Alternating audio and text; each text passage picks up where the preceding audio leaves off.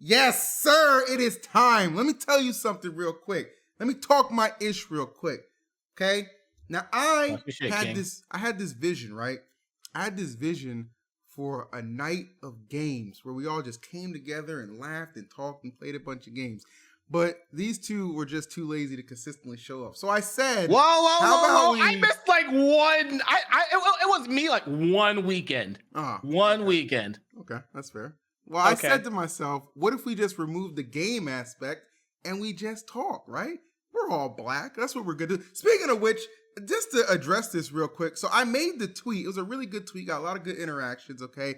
One of the taglines I had in the tweet was like, we're friends and we're black. Some people, though, are a bit confused on your inclusion of that, Paris. Can you enlighten the folks who are listening or watching this podcast that you are, in fact, of some African-American descent that they may not be familiar with? Tell them the tribe you're from. Yeah, what's your tribe? I don't know how it's so hard to see. It's right here. Look at another black guy. Yeah, another black guy whose light skinness may put him into question. But Void is guest Termy. Oh yeah, Termy. Yeah, the dog who never shuts up. I hate this dog, but he's cute. No, that's but you know he's black. He is black. You don't. No, but yeah, I am definitely black. I have black hair to prove it too. People join chat and they're like, "Yo, bro, are you black?" And I don't know how to respond. Just be like, "Yeah, nigga." That would be a good response. It would. That'd be a great response. Who would disagree with that? But no, I'm sorry. Like, continue. No, yeah, I am definitely black. I feel like if you can't tell it by my skin, you could definitely just tell it by what's on my head. Fair enough. Yeah, okay. This is a mess right now. Can't argue that point. That's true. Nappy and Happy. That's my guy right there. That's my guy. Bring the dreads back. Dude, yeah, sorry. Wait, would you ever do dreads? Is that a thing? Do you not remember my dreads? He had dreads. He had dreadlocks? Yes, he had freeform dreads. Yeah. Oh yeah, Smash 4 Light.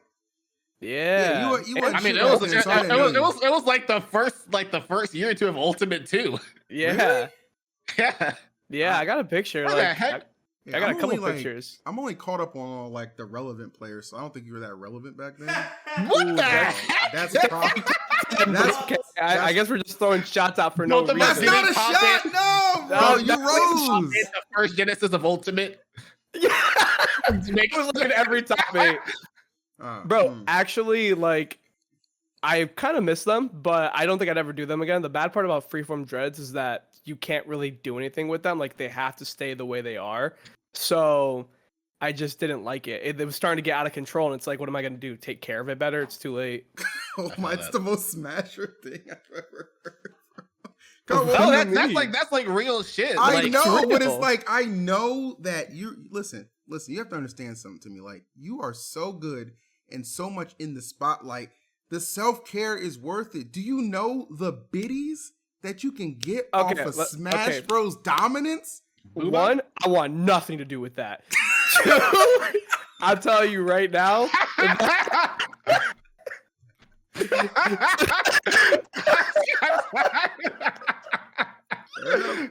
Hey, Prince King.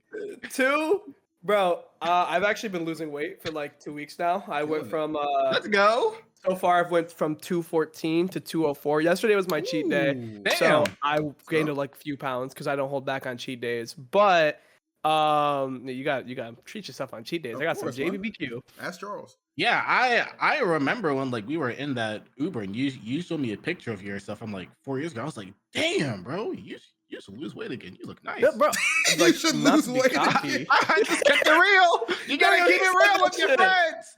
No, bro, I'm not even kidding. I'd be looking at myself and I'm like, dang, I'm hot as hell if I just lose some weight. Actually, I think Phil was there for this. It was in the Genesis bathroom.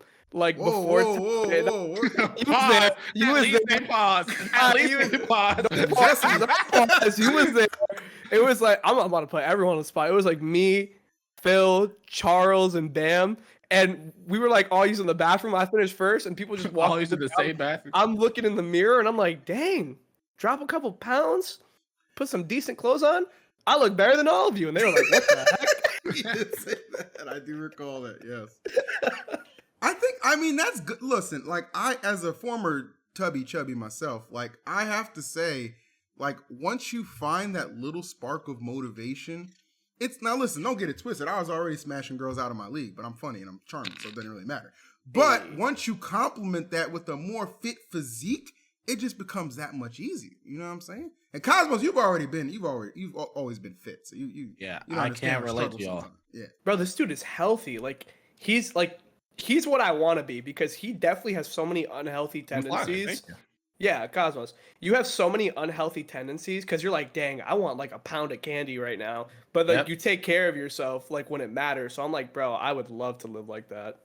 It's not easy, I can tell you that, because I mean it's really hard having indulgences, like cravings and stuff. Like I would rather be moderately healthy and be able to control myself, because being able to have that aspect of my life, if I just see candy, I'm like, oh, I need this right now, then it's I kind of have to have it. And if it's like that, if I'm in an area where it's there's a lot of candy, I'm kind of just fucked. What? So are you an addict? Yeah, I was like, I mean, it's I don't want to say I'm addicted to candy or addicted to sweets, because I am a moderately healthy person. I'm a pretty healthy person, but I have a very, very heavy sweet tooth. So it's if I'm you know what? Sure, yeah. I don't want to be anything like you. I'm a recovering addict. I'm a recovering addict. All right. I think personally, you know what? And this is kind of out of left field, and I think it applies though. What if you had a candy sponsorship? You know what I mean? What if you got sponsored by Willy Wonka? Who are them dudes who sponsor you now? 24K Rising or something? 26 Rising? Yeah, 20. Who are those people? $26. They're like a smaller org that's trying to invest a lot more into Smash, because they sponsor me. They sponsor Mutace. They have Onin. They also have Zenotto on the team, which most people probably don't even know about. He's also on the team. I'm pretty sure they have a couple of other players that are based in Michigan, but they're a smaller team that's trying to help out the grassroots community and just show that Smash is not truly dead, because everybody thinks that Smash is basically dying or is already dead. Of course, it's great. Makes absolutely no sense. Yeah, but people actually believe that. People really believe it, but they're basically trying to prove that Smash is not dead. We're going all in. And we want to show y'all that there's still good investments in the community. So props to them. Oh, so you're saying you're a good investment? Oh, of course. Heck, I'm the best investment. I mean, yeah, that's how you gotta think about it for real. That's how every single player should be thinking about getting sponsored. Because if you don't go in with the mentality of thinking you're the best investment, you're either not gonna get the sponsor or you're gonna sell yourself too short, and they're gonna give you so much less money than you should be making. Yeah. And it's there's a lot of players that are unsponsored right now, but either one of them is they're top players and they only mainly focus on competition and being a top player, or they're only content creators, or focus mainly on content creation. And I'm probably the perfect balance you can find in between both of those. Wait, okay, but it's agreed content creation definitely has the longevity, right? Yeah. I mean, there's some players who are transcendent in multiple games, like Leo or whatever, but the majority of these kids need to realize build your brand up, bro. If you're gonna stay in this space, you gotta have a brand. It ain't just about tournaments, because ain't no damn money in tournaments right now, in my opinion. It's a cycle, though. We were almost there. We were right there. Wow. The thing with the kids, though, is it really is a cycle, because we've all gone through that process where we're 16 years old. All we care about is the game. We want to get way better at the game, and then above you are those people who are good at the game and they're already doing content, and you're I don't really want to take that path, and then you get better, you get to the top, you're oh, I'm doing pretty good. Looks at wallet, dang, I'm kind of broke. And my wallet not doing so good. Yeah, no, literally. And then you're thinking okay, what routes do I take to do this and pursue my passion? Okay, I get sponsored. And then you start to think about it. You're oh, that's cool, I'm sponsored, but how long will that last? I have to worry about the stress of is this sponsor going to keep me around? Is their interest going to be there? My life depends on this company's interest, which is not healthy, honestly. Yeah. Which is it's also a thing where it's I feel in this field of work, or just this field in general, it's more stable to rely on multiple sources of income rather than just have like one, like put all your eggs into one basket. Like, all right, this is my sponsor, this is my income that's going to like pay for my rent, my bills, my food, my life expense, quality of life, everything. Because if you lose that, you're just done. But like a lot of these like bigger content creators, they have like multiple deals, multiple like sponsorships. They have multiple like people that are like that they're working for, that like bring in many different like streams of revenue. Which is like, if one of those fails, you still have like your other 6 that can pay for everything else. Yeah, for sure. Not to mention, if you get canceled, it's just good to have some shit to fall back on. Listen, this is real shit, okay? And you might not want to hear it, but I said this was unfiltered. Listen, some of those individuals who quote unquote have been canceled, I'm not just talking about from Smash. Just in general, I'm gonna tell you right now, okay? They're doing just fine. Because they were smart to have other revenue streams and investments. And I'm not glorifying them. Don't get it twisted by any means. I'm just saying that's just a textbook example of having that emergency, got to hit the eject button and get out of a community, having that plan B to land safely on. That's all it is. That's all I'm saying. If people that got canceled can do it, then people who have not got canceled, you got an even better shot at it, to be honest. You can be that guy. Okay? Yeah.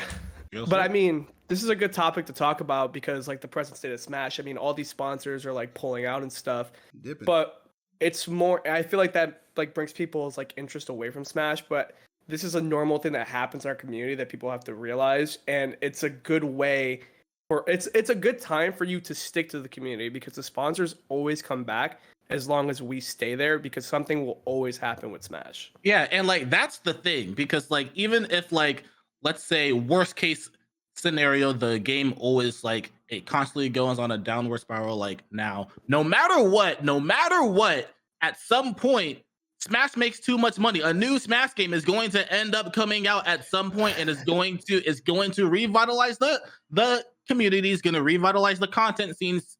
Teams are going to be like seeing like, yo, this game is getting a lot of numbers. It would look really nice if we just casually had a Smash player on our roster that's going to start picking up players, paying players, and then the scene is going to be booming again. But like this is also kind of what I realized. Like this is like the cycle that Smash has always been in, because we don't really have like developer support or like a circuit or anything. It always like starts booming when the game is out, and then like as soon as DLC is done, like a little bit after that, that's when like it starts like hitting the fan again, because something broke in the game, and then people's like, yo, is the game dying again? This happened for like the past 3 games. Yeah, literally it has. And like the thing about it that keeps us going though is that even though like money wise or like sponsors, a lot of like sponsors are pulling out, the players are always somehow very motivated. And like right now we're like in the best meta we have right now. Like all the players, like a bunch of people can potentially make top 8. It's actually insane how good like players are right now compared to all the Smash before. Because no offense, a lot of these guys sucked before. Yeah, Sonics was not good, bro. Oh, he's amazing now. He is incredible. Yeah, he is insane. Fun fact about Sonics, and I scouted this young man's talent out years upon years ago. There's an old competitive team called Esports. You might recall it. And Sonics was actually one of our first members on it back in Smash 4. I said, son, I remember I met him at Shine. I said, son, you got all the talent in the world, okay? But you're going to get all the hate as well. So as soon as you learn to harness that and turn it into aggression, you're going to be unstoppable. And now look at him, dominating in his respective game with his respective character. And if you think I'm lying, tweet at Sonics right now. Be like, yo, Sonics, were you on Esports? You still got the wristband? Bet you he say he was. Bro, I bet you don't even remember this, but like way back in like Smash 4, you held some sub tournament. Yeah, the Nigfu tournament, right? Yeah. Because it was like a parody of the knife food. Yeah, and like me and Sonics entered it, and I beat Sonics twice in that tournament. So why you sponsor him instead of me? Like, you already had the nigga going on. Are you not trying to help out our brother? What's going on, man? What's going on? You going against your own guy? No, that's not true. No, I could probably articulate what I was thinking. I think in my mind I was like, all right, this guy's from like Puerto Rico or Dominican Republic. The Dominican Republic. I was probably like, this guy's gonna be cheap as shit to sponsor, bro. He's gonna be happy to be here. So if I had to hazard a guess, I would say that's probably why I slid into his DMs. That's the only response I would have accepted, because thank you so much for your help. To be fair, I was on Panda, so I was already like doing my own thing. Oh my god, Phil, he said, "Thank you so much for your help, pero it's $300. That's a lot of money." You were like, "I can do it." Like, look, if I just cut my tournament revenue that I get from casting in half, sometimes I could afford it. But eventually, it didn't become feasible. You know what I'm saying? But we're cool. That's my guy. You know what I'm saying? I'm happy for him. I still don't think he deserves all the hate he gets. I think he's it's really good. Good. I think it's more envy than hate, to be honest. I think people. Yeah, he puts a lot of time into his craft, which is insane to see, especially in the current state that the game is in. Like, you would feel like even me, like myself, like I still care a lot about the game and I still want to be the best. And I'm sure that goes for the same for like a lot of other players. But like with everything happening right now, like it's fair to feel unmotivated and feel like you don't have the same exact fire that you had like when the game came out, or like whenever all these circuits got announced and everything. So it's like, because it's weird to like, whenever all the circuits got announced, at first everybody cared about PGR, and then whenever the circuits got announced, nobody cared about PGR anymore. Not a single top 10 player I would talk to, all of them said like, yeah, I want to win Smash World Tour, I want to win Panda Cup. So it's weird to go from like caring about PGR to caring about circuits, and then losing circuits, and then trying to backtrack to care about PGR again, or not even PGR. There's like 7 ranking systems trying to like imitate PGR now. Yeah. So it's like really weird to like find out what the exact reason you want to play for and like why you're playing right now. Honestly, I think this brings a very important conversation point that a lot of people have not chose to talk about like publicly, that we need to talk about, and this is Nintendo. And not just like, oh, fuck Nintendo. The big conversation point is everybody who talks about Nintendo and they're like, oh yeah, Nintendo kind of fucked us over. I'll let you know right now, Nintendo could fuck us over 1,000,000 times. The moment that they say, I'm doing something for you, I'm tap dancing for them. I'm doing anything I can, because people are too prideful in this community. You don't understand that we need all the help we can get. That doesn't mean we stop being grassroots. That doesn't mean we stop working together. But the moment someone offers me money to play my passion and I'm in the palm of their hand, I'm doing it. And all of you are going to do it too. You're just going to act like you're not going to until it happens. That's right, baby. Catch me in Saudi Arabia dancing for them niggas if they had. No, I'm playing. We ain't going that far. But as on the part of Nintendo, okay? On the part of Nintendo, I would like to say, on the part of Nintendo, I would like to say that's a good point. That's a very good point. See, the thing is, a lot of people don't, and I'm not gonna say everything, but a lot of people just aren't privy to like what could have been from their involvement in the scene. Do you know, and I'll just say it right now because it probably doesn't even matter anymore. Do you know we could have been opening up part 2 of the circuit at Nintendo Land and Universal that just opened up? There's a lot that could happen. Think about that. Think about we have so much more insider information, which I don't think it matters whether we say it now or not. But like, people in the outside, lower level players or fans, which we appreciate you all, you're all looking at this as we lost the Smash circuit and we lost PG Cup. That sucks. I'm looking at this as, and Cosmos and Phil is looking at this, is I lost the circuit, I lost meeting famous people, I lost connections, I lost a future. Stability? Like, the stability. We lost so much because there were so many opportunities that people on the inside let top players know because they want to entice us to go to these things. And entice us, they did. Like, the amount of opportunity. Jack Black? I could have met Jack Black. Chris Pratt, man. I would have annoyed the hell out of Jack Black. I would have ran up behind him like every 2 minutes, like skadoosh, and I would have ran away. You know all the content I would have made out of that. I would have just IRL streamed, bro. It would have been over. I would have made a YouTube video about Skadooshing in the back, like behind him. It's true. It would have been crazy lit. I mean, you know, I think, and this is something that I talked with actually Light about the other day, and we're going to obviously keep it all on the low, but for like some of the newer opportunities that are going to be on the rise for Smash, and there are other opportunities coming, it's not a spoiler to say, I know we are going to have an opportunity to have more of like a hands-on with it, and I think that's going to be really good for the ult side of things, especially. That's the game, that's the community I'm with, is ult, you know what I'm saying? So I do think everybody should stay encouraged, because there are a lot of positive shits that are still going to be coming up for Smash. For sure. No, there definitely is. Like, the best way to say this is, even if companies don't care about us, there are very important people that do care about us in different like fields. Yeah. And I appreciate Fresh Cut's a good shout out. I love them. That Fresh Cut. No, yeah, they're big. They're gonna help us out in the future, big time. I appreciate them. They already are doing a lot for the Smash community right now. Like they're gonna be at Collision. They're probably gonna be at multiple other events helping us out. They're like pulling up the summit too. Oh, is that a spoiler? Well, guess what? Oh, they're gonna be at Summit, baby. Pull your asses up.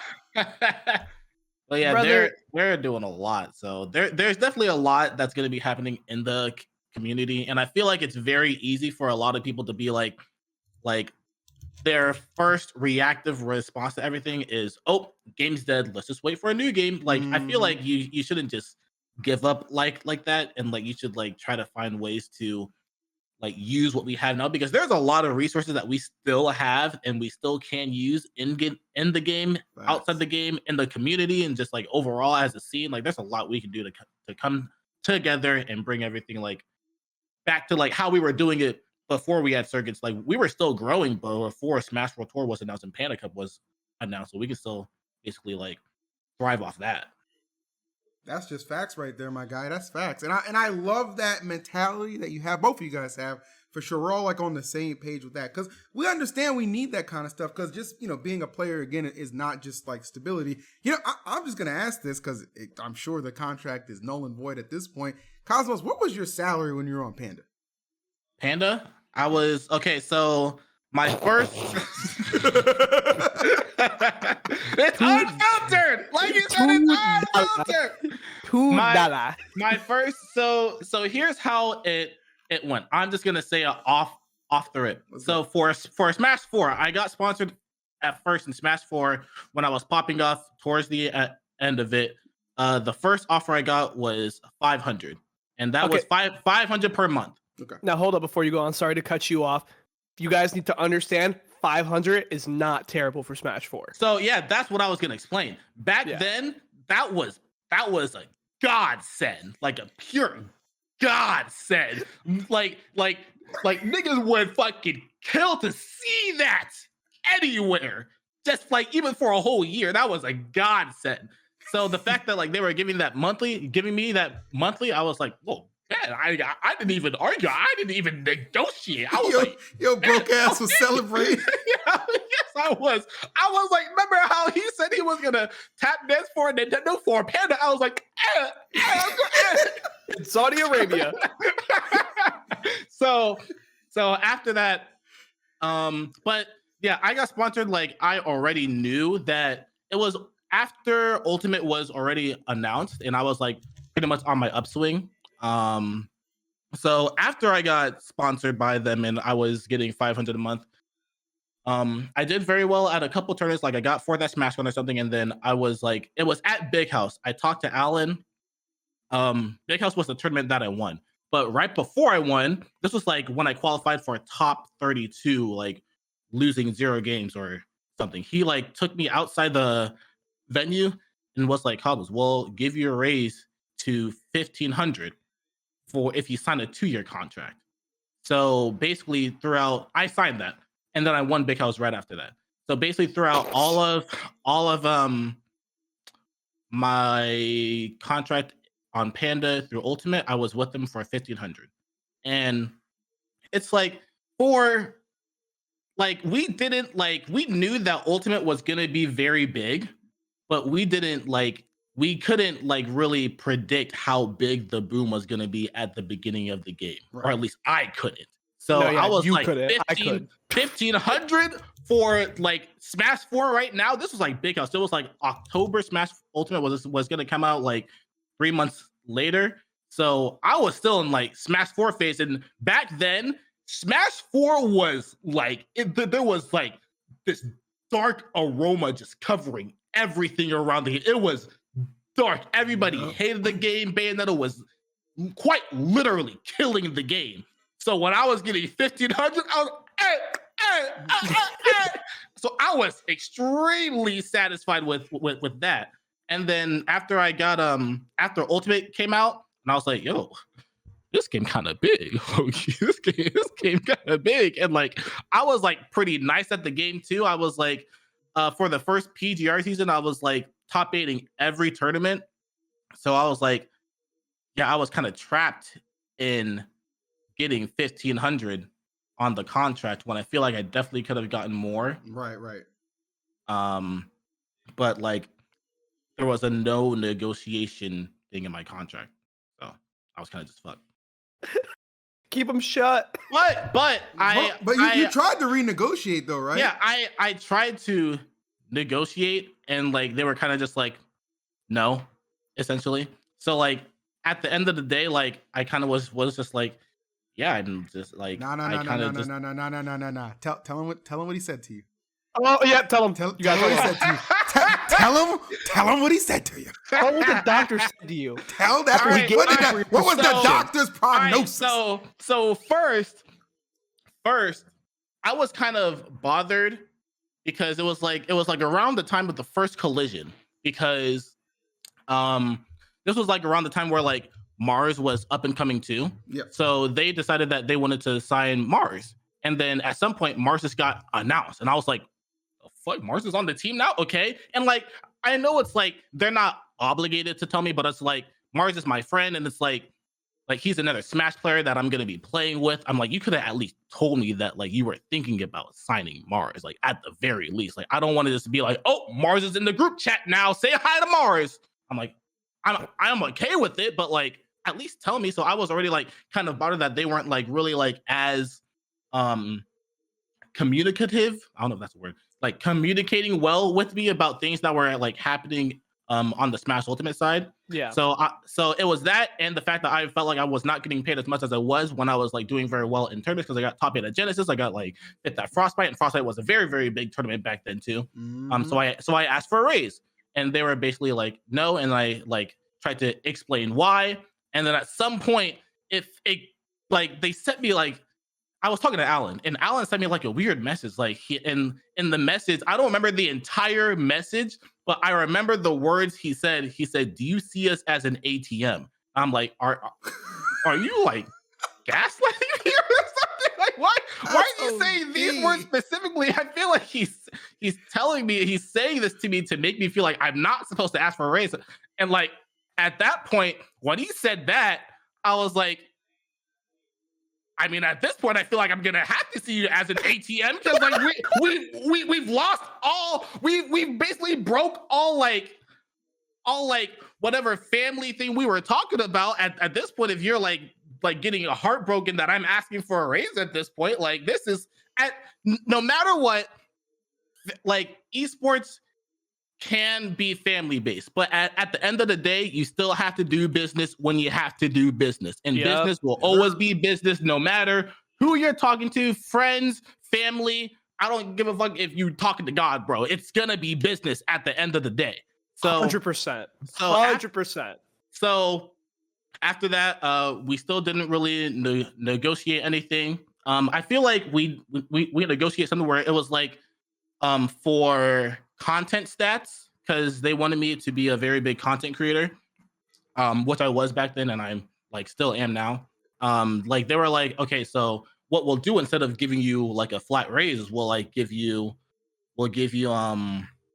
if you like have certain amount of impressions on Twitter, we'll give you like an extra $100 for every like million impressions. I'm like, bro, bro, I'm not tap dancing no more. Like, I can't tap dance this hard. So at some point, I was still doing very well. This was like March. I was still doing very well, and then at some point, I was just like, yeah, if I'm not gonna get a raise, I'm just gonna leave, because you have to know your worth. Yep. And I felt like they were like diminishing my worth, or making me feel like I was diminishing my worth, which they definitely were, because when I tried to leave, or I did leave, and I had the conversation with him, I was talking. It was funny enough. It was at Big House, the next Big House. I had a conversation with him, or maybe it was SmashCon. I had a conversation with him, and I said, yeah, I just don't really feel like the spark is there between us anymore. Like, it was like I was breaking up with my ex-girlfriend. I was like, yeah, like, I just kind of don't really feel like I have, like, the vibe is kind of different now. Like, we don't really connect the way we used to. Like, we're not like doing the same things for like content that we used to. And like, I'm not happy with the amount that I'm getting paid. And like, y'all don't want to pay me more. And then at some point, Alan was like, well, actually, I feel like we are actually overpaying you, because actually I talked to some other teams, and I asked them if they would pay you as much as we are paying you now, and all of them said absolutely not. And I was just like, all right, well, I'm absolutely getting the fuck out. Yeah, never named a single team when he said it. He just said, I talked to other teams, and none of them would pay you as much as we are now. So that's what happened. After that, I was like, yeah, get me the fuck out of here. So what a heartless thing to say, bro. I got the fuck out of there. And yeah, that's why, like, at first, I'll say at first, whenever everything was dropping about like Panda and Alan, everybody was like shitting on him, which I feel like most of the like trash talk of him was still like unwarranted, because I have no bad blood towards Alan. Whenever like there was a lot of like stuff about him like strong arming people, I was like, honestly, I'm not surprised, because like I feel like I dealt with this 3 years ago behind the scenes when nobody even knew about it. Yeah, the only difference is that you kept it to yourself. Yep, because like there's no like, I knew that whatever he said was pure cap, and then it was proven to be true when I got another team like a year later. I stand by the fact that separating like Alan the person and Alan the businessman is the best way to approach him. Because Alan as a person, I thought was cool. He's a cool dude. Like, I'm not even going to cap on that. Alan as a businessman clearly had some interesting tactics, you know, to say the least. So I'm like on the complete opposite as you. Alan okay, no. Okay, well, go. Alan as a businessman, sign me up. My man got Nintendo deals. Alan as a person, fuck you, bro. Fuck you. Bro, the moment I heard that story, he did the Cosmos. You guys gotta understand, Cosmos is one of my closest friends. The moment I heard that shit, I think Light was probably the first person I told. That is the most unbusiness thing you can do. Okay, so I'm not going to talk as if I know he said these things for a fact to VGBC, but let's assume he did. Let's assume we're going by what we know, because that's all we can do, you know? And it's the only way I don't get canceled in the future when he comes back. But anyway, but we'll be back. We'll be back. Okay. They always come back. But yeah, you have to quit Smash. But based off what we know, what he said to VGBC, that is not business. That is your ego coming out to play. So as a business person, sign me up. I'll tap dance for business, Alan. As a person, fuck right off. Don't care about you. You can be very friendly to my closest friends. I want nothing to do with you. He's one of those people that you're like, oh, I hate that guy. Really, he's great. Oh, maybe he's just not the guy for me. You know, keep him away from me. You can stay with my friends. I don't care. But get me more Nintendo deals. I'll be waiting. That's true. I'll be saluting him too. To be fair, they never outright came and said that Panda Cup was canceled. It's just postponed. It's on an indefinite hiatus. And I believe, and I continue to say this, that I think at some point, in some fashion, it'll come back in some iteration, even if it's just to reward the people who had accumulated those points for like a one-time event.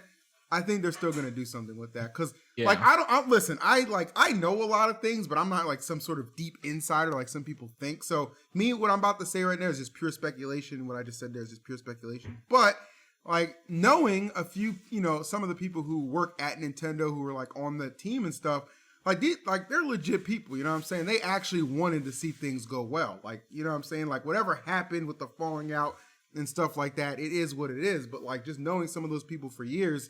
Like, I do believe they had a lot of the community's interests, at heart. You know what I'm saying? So I do believe at some point it could come back in some sort of fashion or iteration. But for now, it's just basically, it's not even just about staying afloat because Smash is still afloat. I made a YouTube video about this, how Smash is not, in fact, dying.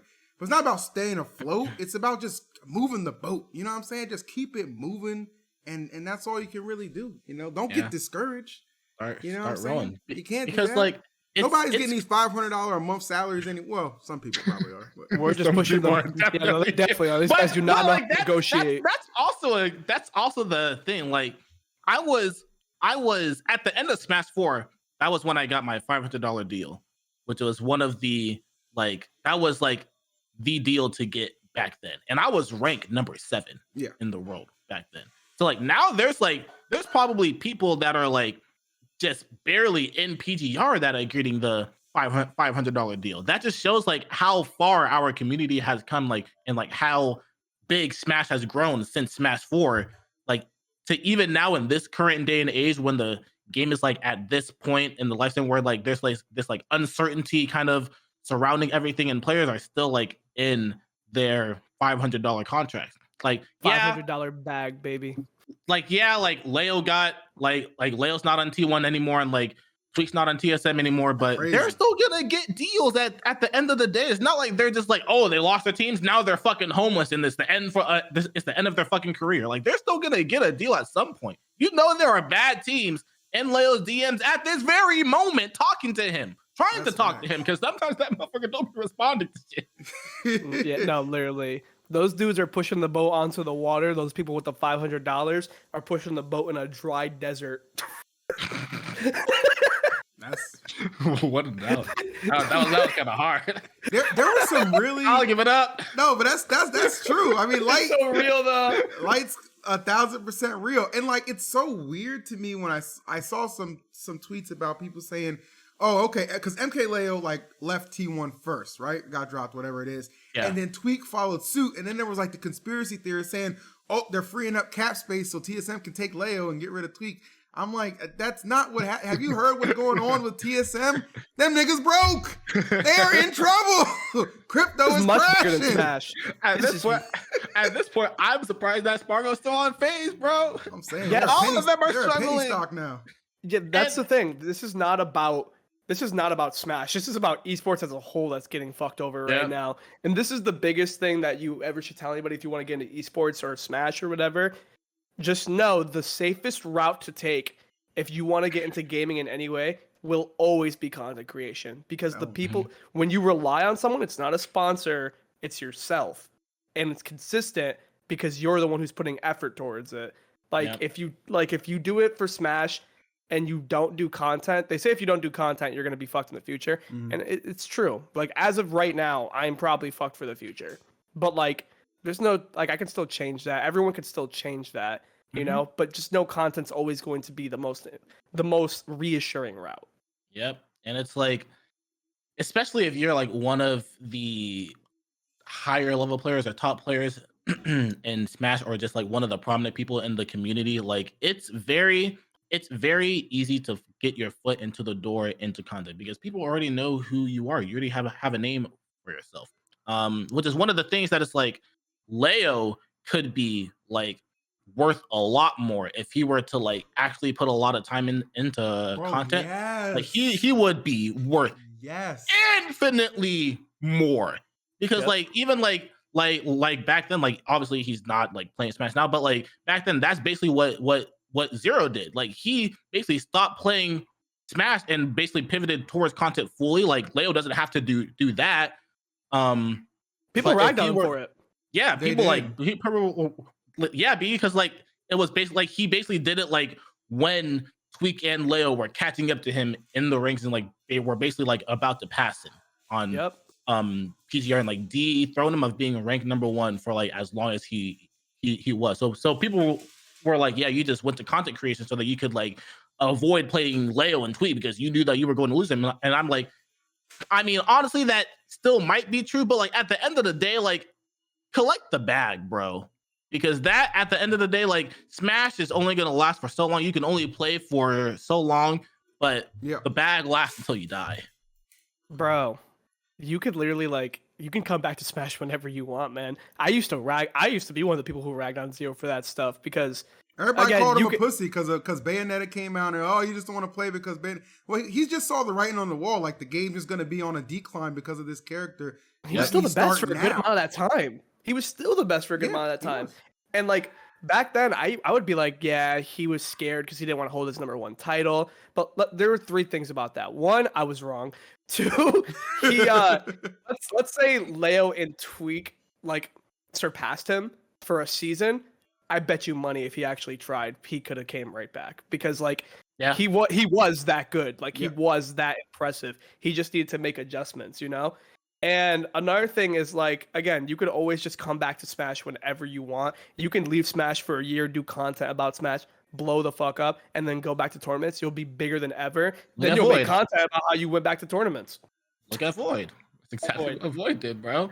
Zero was on a much bigger scale because everyone loved that dude before everything happened. Yeah, 100%. Like he had the formula, and it's crazy too. Like I remember like people like Alpharad telling me like, yeah, man, YouTube is absolute the future. Content is the future. Like you should get on that. And I was like, yeah, for sure. And I was like, I walk away. This fucking nerd, you know what he's talking about. And now I'm going to a party on Sunday at his multi-million-dollar house, just big chilling with all these people. You know what I'm saying? I'm just like, damn, my boy really knew. My boy really Alpharad knew. Just there like you fucking Jim. I told you. Like he really knew, man. Taught you early. The opportunities that were missed. He told me to pour and my like own drink. that is really how it is, which is why I say like Leo could have been real or can be. He still can because like obviously like the game is still very big. The next game will still be very big. It could still be like bigger, but it's like Zero got as big as he was from being #1 in Smash 4 for that long. So for Leo to be #1 for this long in Ultimate, it's like he would have an even bigger push than Zero had at the beginning of his content journey. I agree. Like Leo could have gotten to 3 million subs on YouTube. Zero hit 1 million subs on YouTube at some point. Leo could have surpassed that easily. And if you've looked at Leo's like past videos, like it's just like stuff like from like his stream or whatever. Like it's not even it's popcorn content, right? It's literally no effort. And he's still hitting like, okay, it's 68,000, 69,000, 106,000. Like this is going back like 3 months ago, 151,000. Like this is insanity. Like the fact that this guy can just like, if he even just curated his content a little bit, it's insane what Leo could actually do. That's why I hope wherever he ends up next, like team wise, has some sort of content focus, which can kind of help gear that up, right? You know what I'm saying? I agree. I feel like if he could just get that, he would just be unstoppable. Like Hbox literally just stole Zero's format of like content creation. Like look at the thumbnails and stuff like that. That's it. The presentation. And that's perfectly fine because it was a recipe for success and he's done a great job with it. I think Hungrybox is a genius in the sense that he took the best advantage of Nairo and Zero getting canceled, which unfortunate for them. And everyone knows it's no secret that like we're all still friends with Nairo because he's our friend. Yeah. And but like Hbox took 100% advantage of both of them getting canceled, and not like in like a diabolical sense. He just saw an opportunity to get his bag and he got it, which was something I'm sure we all would have done if we had the chance.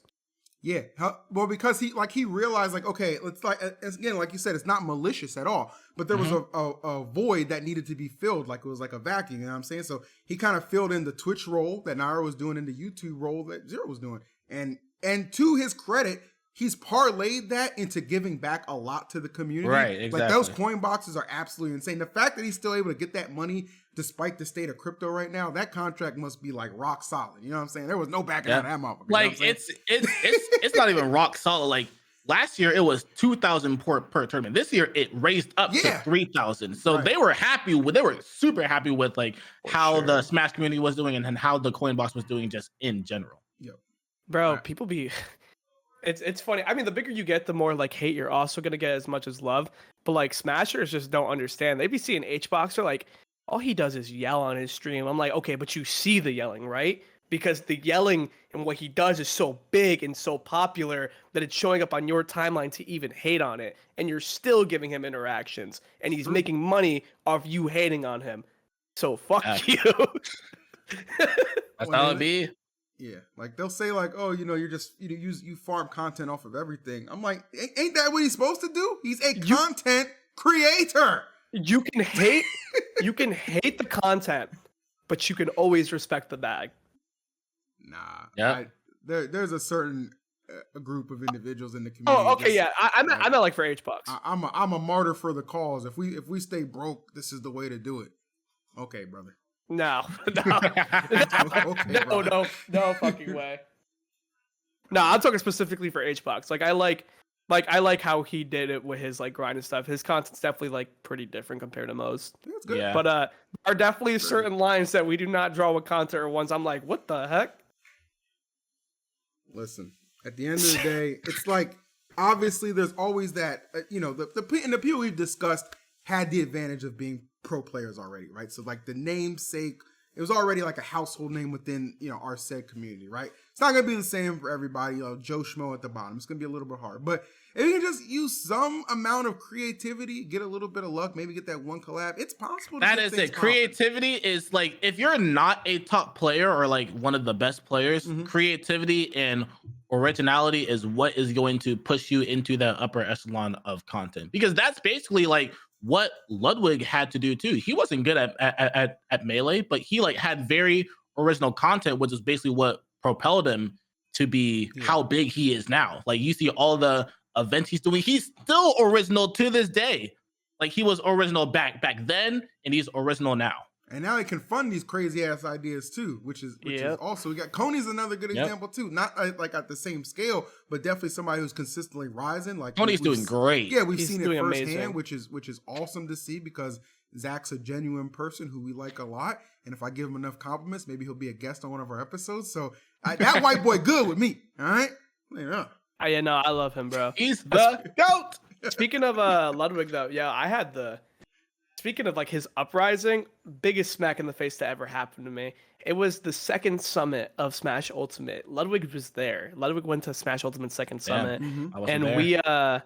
we played Werewolf together, or Mafia, whatever we play over there. And when we were there and he was talking, I remember that while we were all talking, because we all know each other, right?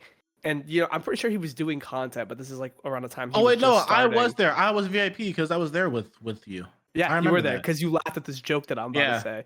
Yeah. So I grabbed the thing that they used to talk, and I was like, okay, before we go on, I gotta know, who are you?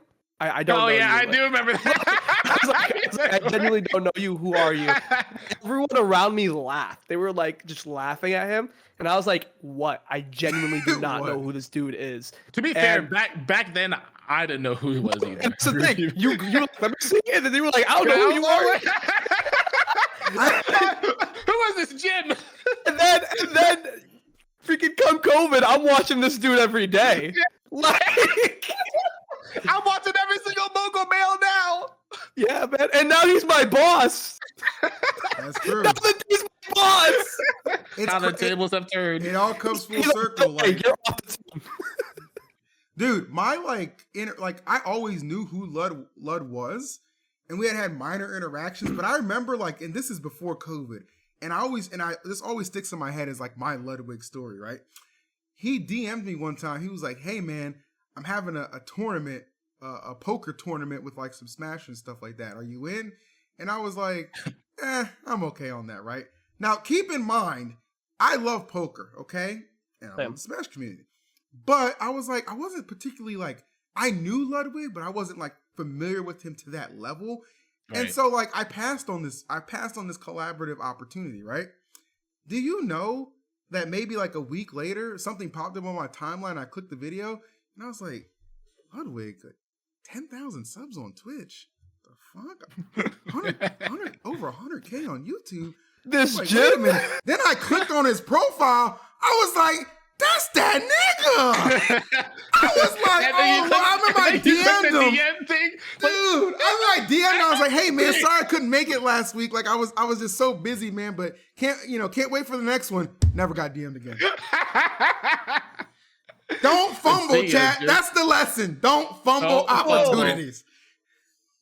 Holy shit, bro. You'll never have more opportunities if you're not willing to take the first one that's given to you. Literally, bro. I saw him before that summit too, also, because Mainstage used to do like this Melee thing where they did like stand-up comedy, which was like the cringiest thing ever because Smashers, especially Melee players, don't know what the fuck they're talking about. Oh, you talking about the roast?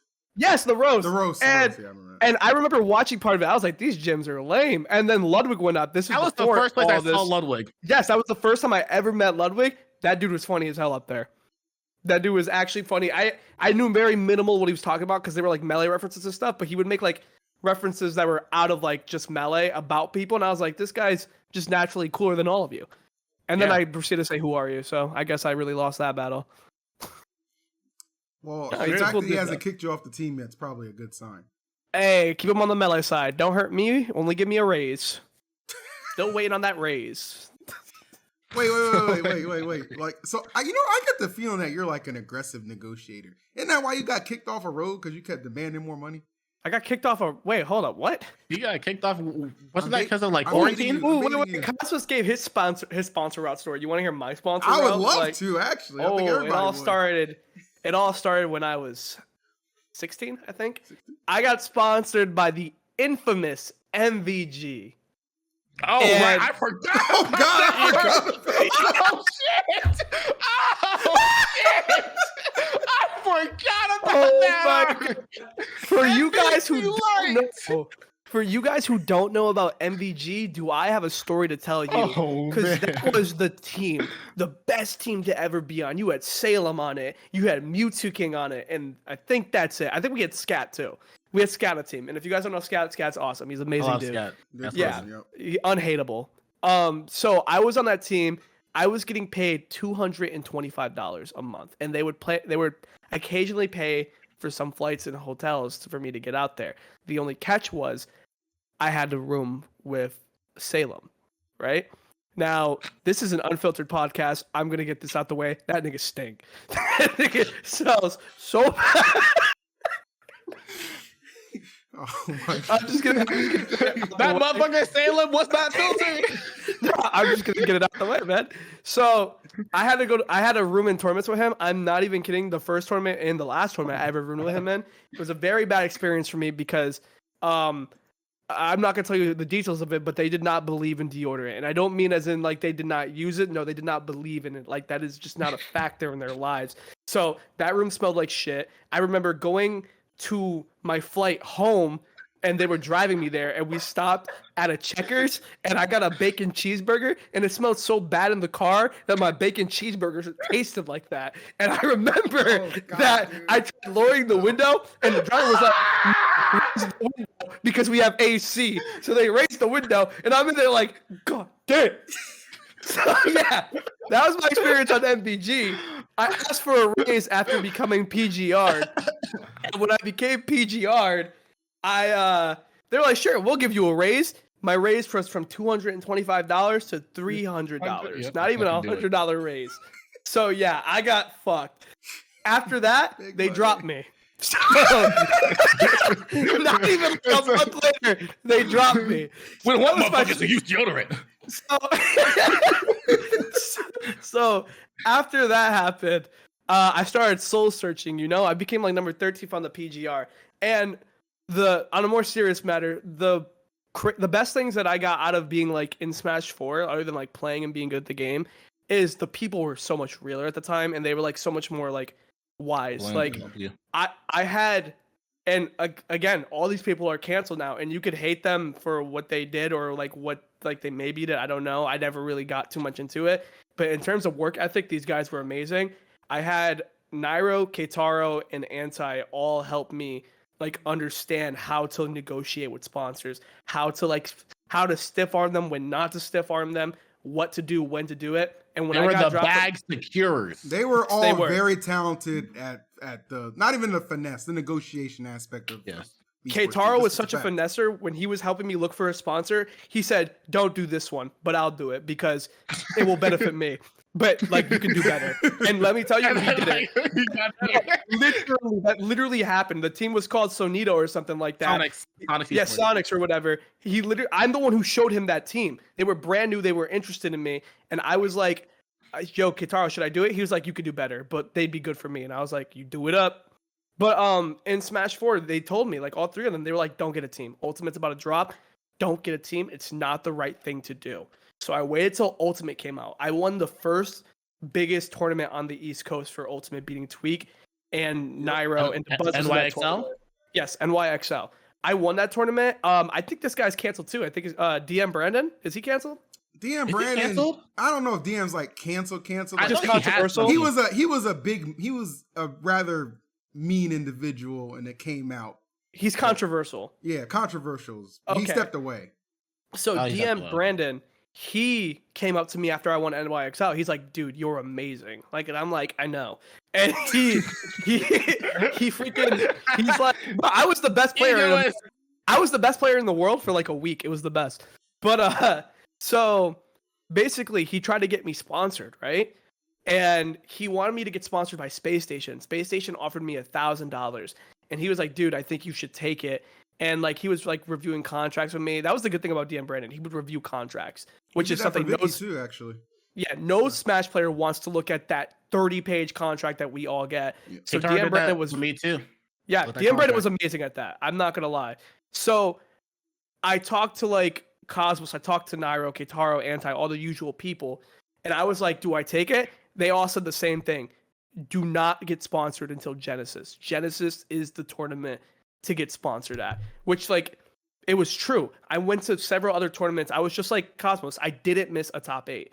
I got Let's Make Big Moves. I beat Leo at Glitch, which was insane. I lost to Nairo. I got third, losing Nairo and Tweak. You know, the foundation was getting set. You were beginning to understand who were the best players, who were the up and coming, who was the potential best.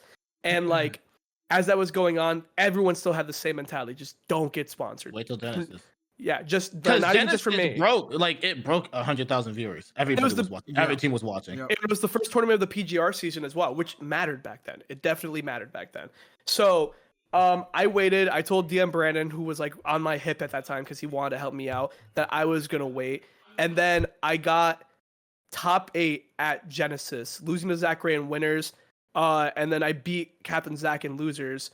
And let me tell you, the moment I got top 8, it did not matter if I got 7th after that. The moment I got top 8, DMs everywhere. I had a Liquid representative talk to me backstage at top 8. I had energy in my DMs. I had complexity in my DMs. I had mad teams in my DMs. I had Rogue in my DMs. I had a few others that I can't think of. And I remember... And this is why I was mad that I signed with Panda. Yes, no, you needed to hold. Like, you needed to hold. I was like, don't make my mistake, Light. This was Dogecoin, bro. You needed to hold, bro. Like, literally, it's just, like, I'm getting really hyped talking about this because this was just, like, such a magical moment. It's exciting, dude. Mine and, like, multiple people's lives. The beginning of Ultimate was one of the most beautiful moments any of us could have experienced in our entire lives. Yeah, honestly, like, that's why if a new Smash game comes out, like, I'm not going to be hype. I'm going to cry. Like, I'm this passionate about this game and the opportunities it brought for us, and everybody else is too, honestly. So, like, when I got all these offers, I took a passionate route. Like, I wanted to be on energy because Nairo was on that team, and you know how hard it is to get on energy? Like, they were so Nairo heavy, they didn't give a fuck about any of us. So when Energy called me out, I was like, I'm gonna take this, and then they offered me $500, and I was like, no. Ooh, that must have been before I got on the team because we would current day Energy, we would not offer you such a low ball. I understood something about Energy. Energy's the type of team to not give you a lot of money when you pick them up, but if they see loyalty and they see things, they're probably gonna give you a huge bag because that's what they did with Nairo. Like, they would give me a huge bag if I stayed on them. It wasn't an investment I was willing to make, to be honest. That's fair. Liquid probably offered me the best deal. They offered me up to 40 hours of streaming. They would give me $1,000 for every hour. So if I stream 10 hours, 1,000. Whoa. Okay, I thought you said 1,000 for every hour. No. So if I stream 40 hours, it would give me $4,000. Oh, Like, okay. I was like, hold on, man. Why the fuck aren't you still on Liquid? Is that Xbox's deal? Jesus. By the way, this was before Salem was on Liquid. Before any of them was on Liquid, I would have been the Liquid representative for Ultimate. And I thought about taking that deal because it would have got me into content, and I would have been big on content by now. Let's be honest. I would have been big on content, and I would have been making $4,000 a month. I should have took that deal. Looking back, that should have been the deal I took, but I was a kid. I hated content. I still hate content, but I'm willing to do it now. Thanks for showing up, by the way, nobody. Yeah, but like, yeah, that's another thing. Liquid doesn't drop anyone. They still have Liquid Ken, bro. I would have been Liquid Light at 80, bro, and I would have been proud of it. Wearing the shirt like, this is for the team. But the fucking what's his name? What's that one Melee player's name that like Liquid wanted them or something, and he just kept saying no. It was like, was it DJ Korean or something? Oh, Korean DJ? Yeah, Korean DJ. Like they like had him, and he just wanted to get out of the community. And like, look what is like, we'll like keep you if we can just like have your name as a part of our team. And Korean DJ was like, nah, I'm good. KDJ was a real one, bro. Oh, so getting to the end of it, I chose Rogue. Rogue, I'm pretty sure I could say my contract's voided by now. Yeah. They paid me $2,225, significantly less than Liquid. The reason I joined Rogue is because I wanted to bring a new team into the community. I didn't want to be on an existing team because I really thought about building my community by involving more teams in it while we still can. I realized that. And they gave me a very interesting idea. I mean, a very interesting contract. They said for every A and S tier event, they would give me $500 if I top 3'd it, added to, like, not a bonus, like added to my salary, like for a month. So like, instead of making $2,225, if I got top 3 at a major, they start paying me $2,725 every month, like that. If I top 8'd it, they'd give me a $100 raise. This capped at $4,000. Within the first 2 months of being on Rogue, I went from making $2,225 to making $3,225 for most of the like thing. My problem with Rogue was towards the time that I capped my contract, where I made $4,000 a month technically. They were like, "Oh, we didn't think you'd do that. We got new management apparently, and we can give you at best $3,500." So I was like, well, I can't really beat these guys in an argument. I kind of have to just take this. So I took the $3,500, and then it's still like pretty good back then. Yeah, it was just a letdown. Like very good, you know? actually. Yeah. It was just a letdown, which is crazy because it was still pretty good. But when COVID came, they dropped me for obvious reasons, just like how many other people got dropped. Mm-hmm. And then when COVID was over, also by the way, this is like very very random, but like during COVID, PG hit me up again, trying to sponsor me again. I just want to throw that out there. That 500 was still waiting for you, baby. PG hit me up. I won't say how much I asked for, but I asked for a lot, and they ghosted me. They hit me up, and then I told them how much I wanted, and they never hit me up. They were like, "We still got Sam. We're all right." To end mine off, basically when COVID came back, Aaron, Cola, and Goblin, they all helped get me on Moist. So that's where I'm at today. I'm not going to say how much I'm making, but it's the biggest bag I've been making since being a player. And I am very happy to be here because Charlie is not just my boss. That dude is a friend, a companion, and he is one of the nicest, genuine dudes in the world. I love that dude. But yeah, that is my story. MVG was my best sponsor. I forgot about MVG. You know, something that like, and that's amazing, right? And it really, and it's really good too, because I remember you mentioned something. There's two things that stuck out to me, right?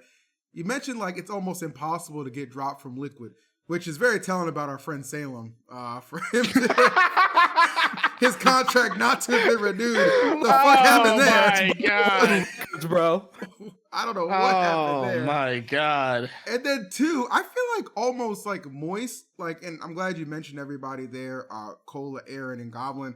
Like, I think like Moist is probably like, that's just like a good like safe haven sponsorship, because I don't feel like Charlie would ever drop anybody. You know what I mean? Like, I feel like you almost have job security for a very long time if you get on Moist. Oh yeah, no, he's a genuine dude. I literally hit him up when BTS dropped, and I was like, "Dude, I need to know what your stance is on Smash. I'm worried. Like, I need to know my career position. You know, if you're interested or not still." And his response was basically, "Just don't worry about it. Like, you're fine." And I'm like, "Thanks, bro. Like, I appreciate that I can come to my boss, which you cannot do this, believe it or not, guys, with most sponsors. Very true. It's not easy to reach your boss. Very true. So like." The fact that I have the ability to contact my boss and be like, "Hey, am I good?" and I get a genuine answer, so reassuring, bro. On other teams, you never know when you're gonna get dropped. Yep. Hate to say it, but it's incredibly true. Yeah. And, you know, it's a reality. But you know, all things considered, you guys definitely have some good landing spots. Like, all jokes aside, Cosmos, I know your team, they're gonna do legit things with you. Like, they're very great. Like they are already like treating me very, very well, and I'm very happy to be a part of them. Love community. It's so important. Yeah, so actually it's funny, like as a, you know, I'm on NRG, and I always like kind of put it in their ear every so often, like, hey man, be so sick to get like a Smash player for the roster, like if we could do it, because we just got just moved away from like Fortnite competitively, so we actually lost a lot of our Fortnite players and streamers, which is, you know, sad to see them go, but it creates new opportunities. So me personally, I'll put it out there, I am still very much so pushing for a Smash player for NRG 100%. Now that there just seems like it's even more opportunity for that. We have like a lot of great ult players who could probably use a home and stuff like that. So just throw some more good news out there for people. And I know like even if like for some reason it just doesn't work out, like it'll end up working out whenever the new game comes out, and a lot of teams will come back for sure. Smash scene. We keep talking about this new game. Is there a new game coming out? No, it's happening next year. Next year? It's next not. Year. It's not announced, but like with the way that like Smash has been going, like how like whenever Smash 4 stopped and DLC ended, the new game came out like basically 2 years afterwards. So we're kind of like feeling that like that's the kind of same timeline that's gonna end up happening for this game too. We're hoping that there's going to be like a new console coming out, and the new game's going to be announced with the console. It's definitely going to be next year. Like at least next year announcement. Yeah, and I'll be playing it. I'll be like 25 years old playing it, or 26. I don't care, and I'll be beating all these kids' asses. What's age got to do with anything, man? You only it as don't. long as you feel. You got it. You got it. Copious. You know you didn't feel that way because you looked at the camera like.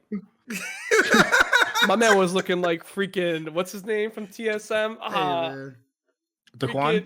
Daquan, yeah. Listen, man, I'm just keeping it stacked. But no, I feel like this was a good episode 1. I feel like we hit a lot of things. I feel like it was a good introduction for people to kind of get to know what this podcast is going to be about. We are. By the way, it won't always be about Smash. Nigga, I was about to say that if you shut the hell up. It won't always. That's crazy. I have this great epilogue I'm trying to deliver, and he just cuts me off. Anyway, as I was saying, yes, we wanted Keep talking, you commentating, Jim. We wanted to deliver a more Smash-centric episode to open things up. Obviously, you know, we're all Smashers in the community, stuff like that. But no, this will not focus only on Smash Brothers. We plan to cover a variety of topics, whether it be other games, esports, pop culture, just random shit, because we really think that's the best way to grow. But if you did enjoy episode number 1, please let me encourage you to not only follow us on our respective Twitters at EEvisu, at _S21. Oh, we suck at this. It's the first one. Give us a tip number 4. Give us a tip number 4. I'll never do this again. Try again. Take two. I'll go first. Light _S21. At Cosmos ZR. And at EEvisu. And also, I'm going to drop it, you know, just because this one does happen to be live. Highlights for this episode, you can catch them on my EEvisu premium account, which I'm going to start using, so you can check that out as well. Gentlemen, can we agree that we are going to do this consistently? Yes, sir. 100%. I had an amazing time doing this. Very interactive. And this was very, very fun. Yeah. Yeah. Are we going for like an hour 10, like for normal podcasts? Is that like I think what we're doing? Has at least an hour. I mean, that'll just naturally flow, so I don't think there's gonna be any issue. No, yeah, for sure. Just I'm saying like not to go longer than that, because we all have the ability to talk for a long time. You know. Yeah. We Sometimes chat. we just be talking. Yeah. Yeah, The only for thing is sure. like sometimes there will be some events. Wednesdays will usually be very free, but like obviously like I think like in like 2 weeks there's gonna be Summit, and I'm pretty sure like some of us are gonna be traveling on Wednesday, so it Well, might be I kind guess of we harder. could just drop a spoiler. We're gonna do a live episode at Summit. What up? Yeah. There you have it. What Yeah. up? There you have it. I was gonna say, are you gonna keep streaming, Phil? No, I'm out of here. All right. We gotta have a post talk. That's what I was gonna say. Yeah, for sure. Uh, Yeah, no, it's been a pleasure, guys. Yeah, for sure. Guys, like I Yep. said, if you liked it, every week, Lights Out coming at you, the hottest new podcast on the motherfucking block. I'm gonna raid TK since he's live and he's like, black. So go ahead, say what up to TK. That's my guy, and we'll catch you on the next one. Peace. I didn't really have a good outro at that. I mean, he is a nigga. Go to his stream and tell him he's a nigga. But We just all only turn for off our black. cameras at the same time. Lights Go out, to baby. his stream Lights and out, tap baby. dance for him.